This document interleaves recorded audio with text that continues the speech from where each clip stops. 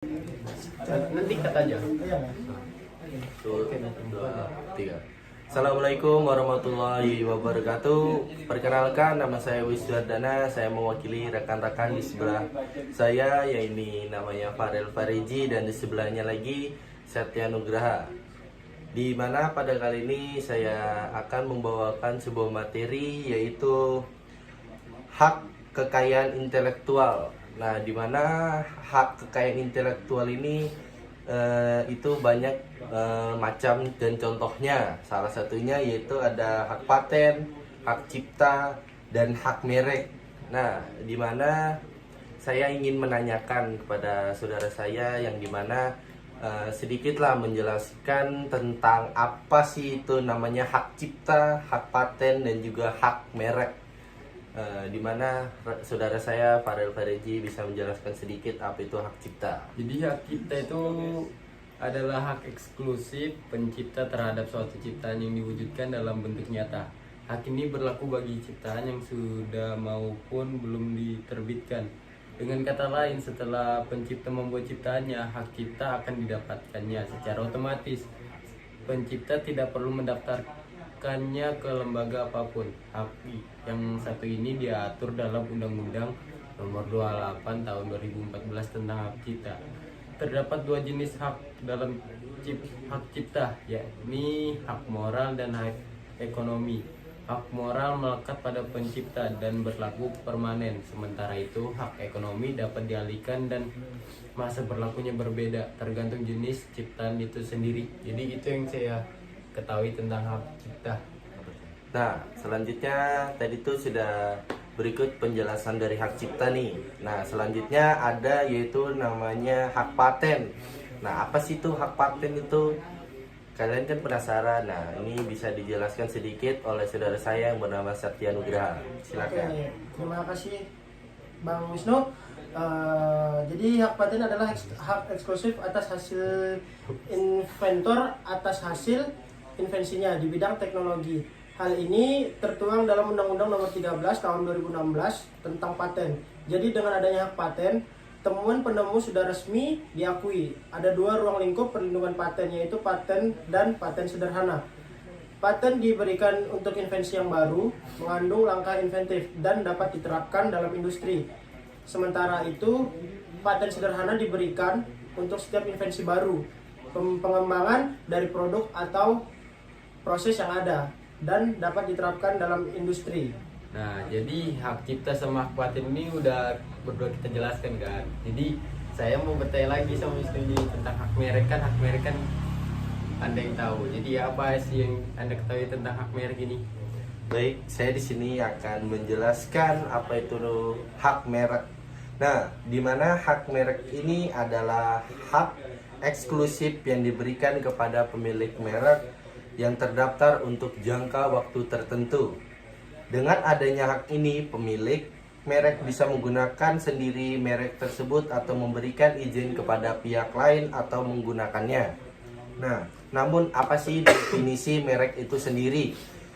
Menurut Undang-Undang tahun 2016 nomor 20 tentang merek dan indikasi geografis, yang hak merek adalah tanda yang dapat ditampilkan secara grafis berupa gambar, logo, nama, kata, huruf, maupun angka dalam bentuk 2 dimensi ataupun 3 dimensi, suara atau hologram.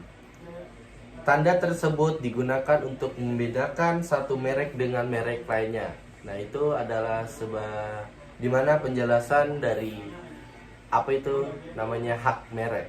Nah, selanjutnya dimana ada yang namanya perbedaan di antara hak tiga ini, yaitu perbedaan antara hak cipta, hak paten, dan hak merek. Nah, dimana saya ingin tahu apa sih perbedaan dari antara tiga hak ini? Bisa dijelaskan oleh Farel. Nah, jadi salah satu perbedaan mendasar antara hak cipta, hak paten, dan hak merek adalah tujuan dari hak cipta adalah menentukan siapa yang berhak mendapat keuntungan dari ciptaannya. Hal ini tentu saja dilakukan oleh penciptanya. Dan untuk perbedaan hak paten ini bisa dijelaskan oleh Satya ini? Ya, jadi hak paten itu diberikan kepada seseorang atau sekelompok inventor. Tujuannya yaitu untuk menjaga agar hasil invensi tidak diproduksi atau dijual oleh pihak lain. Kemudian tujuan utama dari hak merek bisa dijelaskan oleh Saudara Wisnu. Nah, selanjutnya yaitu tujuan utama dari hak merek adalah menghindari adanya pihak lain yang menjual produk atau jasa dengan kesamaan produk. Selanjutnya ini adalah ada hal lain yang menjadi perbedaan antara hak cipta, hak paten, dan hak merek adalah sebagai berikutnya. Jadi hak cipta tadi dibedakan menjadi hak moral dan hak ekonomi. Hak moral dan hak ekonomi memiliki masa berlaku yang berbeda nih. Hak moral berlaku selamanya, sementara itu hak ekonomi atas ciptaan bisa saja berbeda. Contohnya pada ciptaan buku, lagu, drama, dan peta.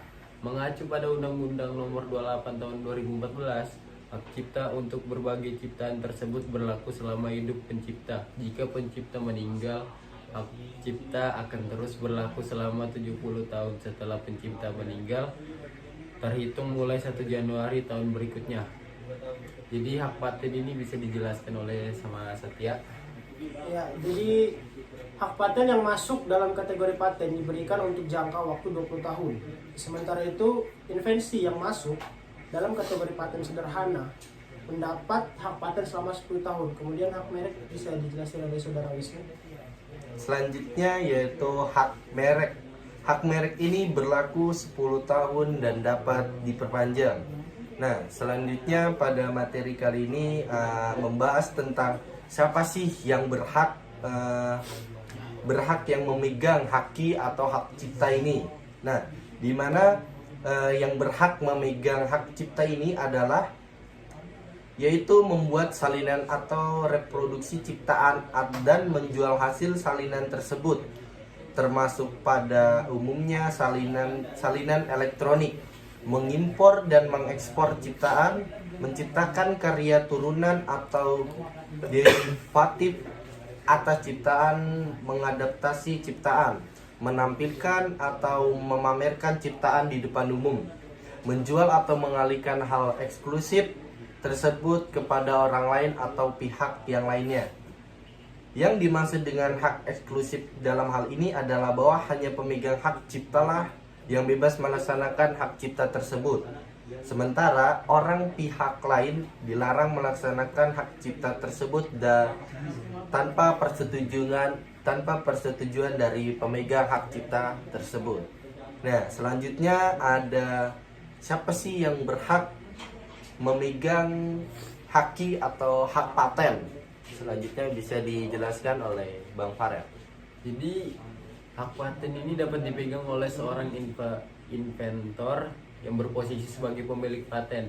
Selain itu bisa didapatkan juga dari seorang pemilik paten atau pihak lain yang menerima lebih lanjut tersebut.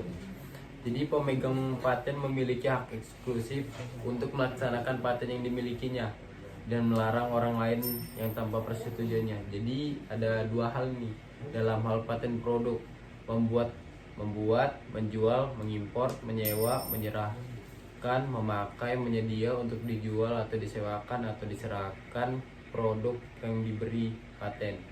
Yang kedua, dalam hal paten proses, menggunakan proses produksi yang diberi paten untuk membuat barang dan tindakan lainnya. Jadi pemegang paten berhak memberikan lisensi kepada orang lain berdasarkan surat perjanjian lisensi. Jadi pemegang paten berhak menggugat ganti rugi melalui pengadilan negeri setempat kepada siapapun yang dengan sengaja dan tanpa hak melakukan perbuatan sebagaimanapun dimaksud dalam butir 1 di atas. Pemegang paten berhak menuntut orang yang sengaja dan tanpa hak melanggar hak pemegang paten dengan melakukan salah satu tindakan sebagaimana di dalam butir 1 di atas. Nah, jadi saya juga mau nanya nih kepada Satya, siapa sih yang berhak dalam hak merek itu? Ya, jadi siapa yang pertama kali memakai suatu merek, dialah yang dianggap berhak atas merek yang bersangkutan. Pemakaian yang pertama itulah yang melahirkan hak atas merek. Dalam sistem deklaratif ini pendaftaran merek hanya memberikan dugaan atau sangkaan hukum atau presumption juris bahwa orang yang telah mendaftarkan merek itu adalah pemakai pertama dan orang yang berhak atas merek yang bersangkutan. Apabila ada yang lain dapat membuktikan bahwa ialah pemakai pertama merek yang bersangkutan, maka pendaftaran itu dapat dibatalkan pengadilan. Kemudian selanjutnya bisa dijelaskan oleh Saudara Wisnu. Selanjutnya yaitu adalah bentuk-bentuk pembajakan yang ada di Indonesia. Nah, di mana yang ada terjadi di negara kita ini, di negara Indonesia, yaitu di mana orang awam atau orang biasa sering melakukan kejahatan seperti tanpa disadari untuk menjaga Anda tetap waspada dan menghindar terlibat dalam kasus seperti berikut. Yang contohnya yaitu awam. Yang pertama, penjiplakan karya tulis. Banyak sudah menjiplak dari buku-buku yang sudah ada. Jadi istilahnya itu copy paste, mendobelkan dari awal buku aslinya tersebut. Nah, dimana ini adalah pertama dalam melanggaran haki adalah penjiplakan, dimana karya tulis rentan terhadap plagiarisme atau pembajakan, terutama di era digital saat ini, dan mudah untuk menjiplak karya orang lain dan mengakuinya sebagai karya itu sendiri, seperti karya tulis seperti esai, buku, dan artikel. Nah, yang kedua yaitu penjiplakan konten di internet. Nah, di mana penjiplakan konten internet ini contohnya adalah plagiarisme atau penjiplakan konten di internet berupa gambar atau video, teks, dan lain-lain. Secara umum ini karena informasi mengalir dengan mudah di dunia maya. Yang ketiga yaitu pembajakan software, di mana pembajakan ini menjiplak perangkat lunak, di mana individu atau perorangan mendistribusikan perangkat lunak tertentu melalui internet dan membuatnya tersedia secara gratis untuk pengguna. Bahkan Anda harus membeli lisensi untuk memilikinya. Nah, yang terakhir yaitu pelanggaran hak cipta lagu, di mana seringkali menjadi sasaran pembajakan dan plagiarisme, seperti menyediakan tautan unduhan ke dalam situs website yang tidak berlisensi. Hal ini tentu saja bisa merugikan pemilik lagu karena mereka tidak mendapatkan royalti dari penjualan lagu tersebut. Nah, selanjutnya di mana kita akan membahas tentang keuntungan memakai piranti lunak asli. Nah, ini ada berbagai macam lah. Bisa sedikit dijelaskan oleh Bang Farel. Silakan. Nah, jadi di era teknologi seperti sekarang ini, kamu pasti sudah nggak asing lagi dengan istilah pembajakan. Dengan luasnya peredaran mereka, nggak heran rasanya kalau banyak orang yang sedang menggunakan program bajakan. Walaupun sebenarnya ada risikonya juga sih. Di lain sisi, ternyata ada banyak keuntungan yang bisa didapatkan ketika kamu menggunakan software asli. Yang pertama, tidak khawatir terkena virus. Menggunakan aplikasi original berarti Anda akan mendapatkan file instalisasi ofisial dari pembuatnya langsung. File instalisasi ofisial akan lebih kecil kemungkinan disisipi oleh program jahat maupun virus. Jadi Anda tidak perlu khawatir saat menginstalnya. Yang kedua, instalasi tanpa ribet. Tentu saja tidak perlu repot dalam hal instalasi, cukup ikuti saja yang tertulis di buku pedoman maupun tutorial yang disertakan. Tidak perlu kenapa gue tidak perlu mengubah file-file sistem dan mematikan internet saat instalasi program. Virus Sudah pilih. Sorry. Lanjutkan ya, yang ketiga, jika terjadi error bisa menghubungi customer service. Keunggulan utama dari menggunakan software original, jika terjadi error pada aplikasi saat Anda gunakan, Anda bisa lapor ke developernya langsung dan akan dibantu untuk menyelesaikan masalah tersebut. Anda akan mendapatkan layanan khusus dibanding Apa sudah lu Ji? Oh, nangis aku Aku cowok. sudah nahan lu ini. Serius ya. Anda akan mendapatkan pelayanan khusus dibandingkan user yang menggunakan aplikasi secara gratis.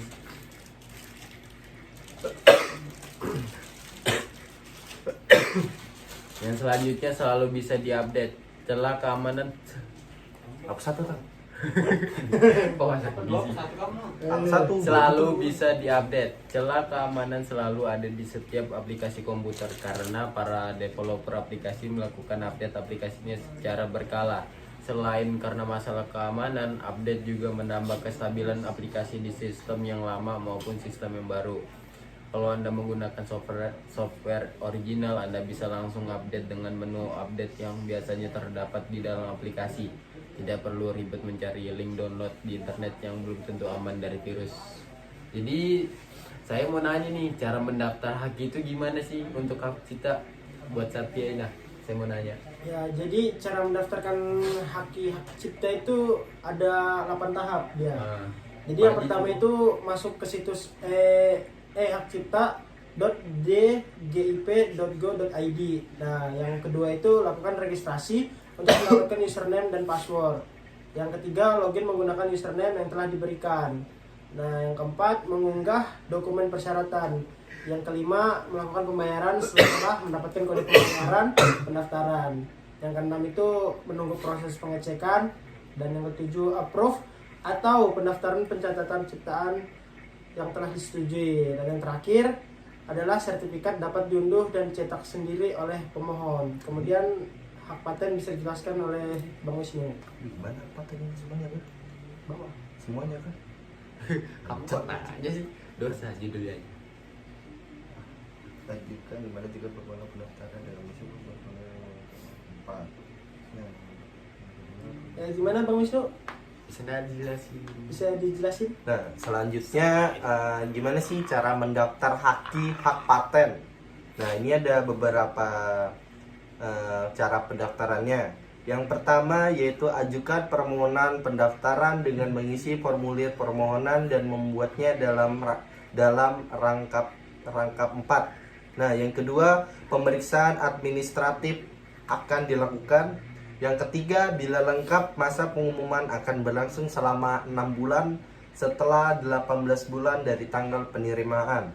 Permohonan pemeriksaan substantif dengan menyerahkan formulir yang telah dilengkapi dan membayar biaya DJHKI.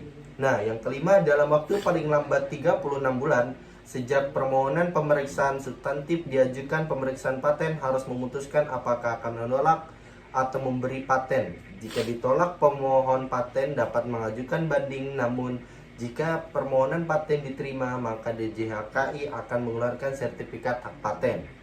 Nah, ada juga pendaftaran permohonan paten online. Nah, di mana dalam situs resmi Direktorat Jenderal Kekayaan Intelektual ini dijelaskan bahwa pengajuan permohonan pendaftaran paten baru juga dapat dilakukan secara online, yaitu prosedur sebagai berikut. Yang pertama, yaitu registrasi akun di paten.dgip.go.id. Yang kedua, pilih buat permohonan baru. Yang ketiga, unggah data pendukung yang dibutuhkan antara lain. Ya, itu. Yang keempat, isi seluruh formulir yang tersedia. Yang kelima, lakukan pembayaran dengan klik pemesanan kode billing paten. Yang keenam, lakukan pembayaran dengan klik pemesanan kode billing substantif. Yang ketujuh, pastikan semua terisi dengan benar lalu klik selesai. Dan yang terakhir, permohonan akan diproses. Nah, selanjutnya gimana sih cara pendaftar hak dari hak merek itu tersendiri? Bisa dijelaskan oleh Bung Faret. Jadi hak merek itu yang pertama ya, mengajukan permohonan kepada Ditjen KI dengan melengkapi persyaratan yang diminta. Yang kedua, setelah permohonan diajukan, Ditjen KI melakukan pemeriksaan terhadap kelengkapan persyaratan merek. Jika ada persyaratan yang belum lengkap, kepada pemohon diminta untuk segera dilengkapi dalam waktu paling lama 2 bulan terhitung sejak tanggal pengiriman pemberitahuan tersebut. Yang ketiga, dalam waktu paling lama 30 hari terhitung sejak tanggal penerimaan kelengkapan persyaratan dilakukan. Pemeriksaan substantif dalam waktu paling lama 9 bulan. Yang keempat, dalam waktu 30 hari terhitung sejak tanggal penerimaan surat pemberitahuan pemeriksa substantif. Pemohon atau kuasanya dapat menyampaikan tanggapannya dengan menyebutkan alasan. Jika pemohon atau kuasanya tidak menyampaikan keberatan, tanggapan Ditjen Haki menetapkan keputusan tentang penolakan permohonan tersebut. Yang kelima, jika pemohon atau kuasanya menyampaikan keberatan atau tanggapan dan pemeriksa melaporkan bahwa tanggapan tersebut dapat diterima, permohonan itu diumumkan dalam berita resmi merek dalam waktu paling lama 10 hari sejak permohonan disetujui. Jika pemeriksa melaporkan sebaliknya, maka permohonan dinyatakan ditolak. Yang berikutnya, terhadap permohonan yang diterima, Ditjen KI menerbitkan sertifikat merek kepada pemohon atau kuasanya dalam waktu paling lama 30 hari terhitung sejak tanggal berakhirnya jangka waktu pengumuman.